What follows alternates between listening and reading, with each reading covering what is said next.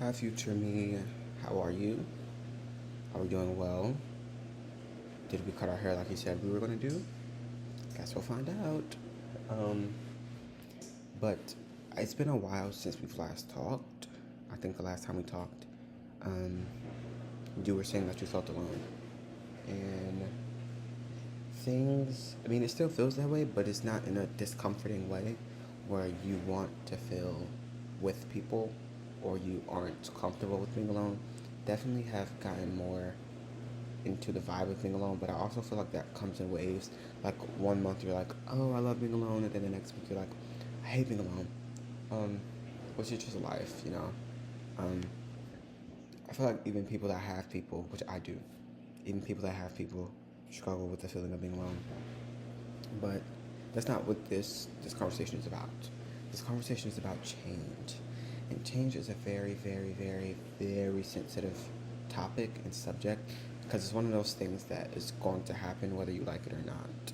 And I'm trying to wrap my head around like the concept and the idea of change, which is basically things going from one state to another that I would say that you aren't familiar with, like going from a state of being comfortable into a state that you're unknowing and uncomfortable. It's it's weird, and sometimes it's good, sometimes it's bad. Well, I don't want to say I don't think there's such thing as bad change, because all change is something you learn from, and if you learn from it, I mean, it was a lesson, obviously. So within the next couple of months, or I guess next month, my life might maybe change. might maybe change because of an opportunity that's going to come my way. And I can't wait to hear from future Deshaun to see how much it changed his life. Um, but I'm also going to live in the moment and bask in all of its glory. Um, because we're trying to, that's another thing, we're trying to deconstruct the illusion of time.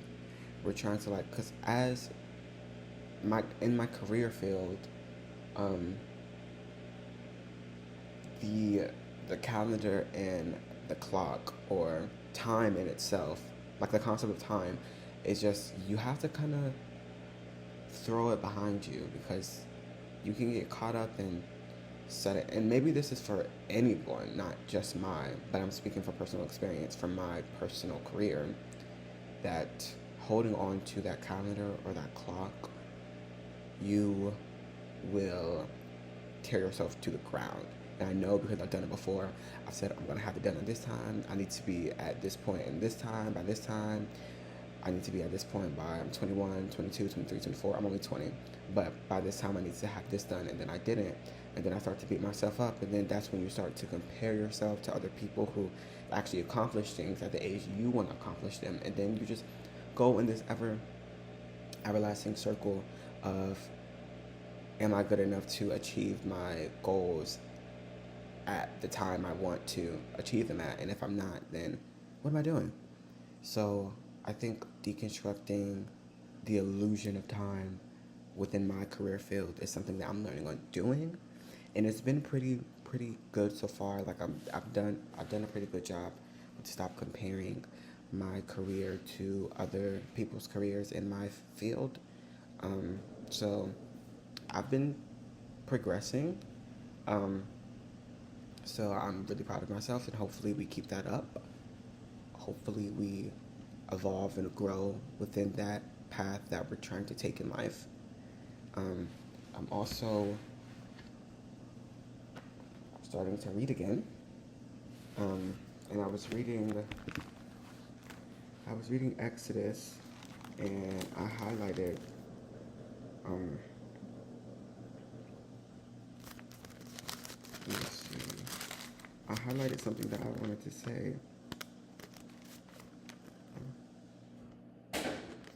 Oh, here it is. Sorry, the dishwasher. It says God's angel. This is Exodus verse 23, chapter 20, or it might be the other way around. I always get them confused. It says God's angel to prepare the way See, I am sending an angel ahead of you to guard you along the way and to bring you to the place I have prepared. Pay attention to him and listen to what he says. Do not rebel against him. He will not forgive your rebellion, since my name is in him. And I highlighted that because I wanted to go back and read it and analyze it, because I feel like some of the things in the Bible you can take at face value, but some of them you have to you have to take like different interpretations, and not in a way where like, oh, we're changing God's word, but in a way where like, how how can this be, I don't want to say manipulated, but how could this be intertwined with all of my life's lessons and what I'm currently going through in life? So that, what I gathered from that stanza or that line or that word in the Bible is that it also ties back into time.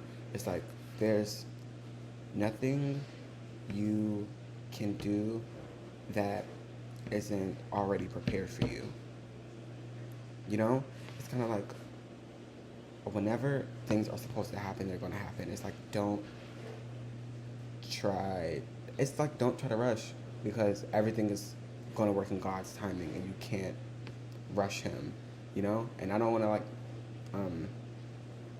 I guess it like ties directly back into what I just said, and it's not contradictory at all, because it's like I heard someone say,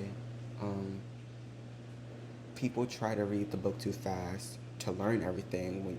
When you just, people read the book fast and they have to read it multiple times to gather everything. But if you just read it one time and you read it slow, then you get every single thing, and you aren't rushing. You're taking your time and you're gathering and gaining all the information and knowledge you would gather by reading it fast multiple times if you just read it slow. So it's kind of like slow down. Things are going to happen when they're supposed to happen, and God's timing is perfect. Don't try to rush anything that God already has in store for you. Is basically what I'm saying. So yeah, that's basically what I've been learning. It's just time, just deconstructing the humanish version of time in the calendar, and kind of like putting all my faith and trust in God and His timing, and knowing that when He's ready for me to be in the rooms that He's prepared for me, that He's going to open those doors, you know? So, yeah, that's today's video. Future Deshawn, I hope you are doing great. I hope you're doing well. I hope you're thriving. Did you pray today? I did. Hopefully you did as well. But that's all I have to say. I will talk to you later. Love you.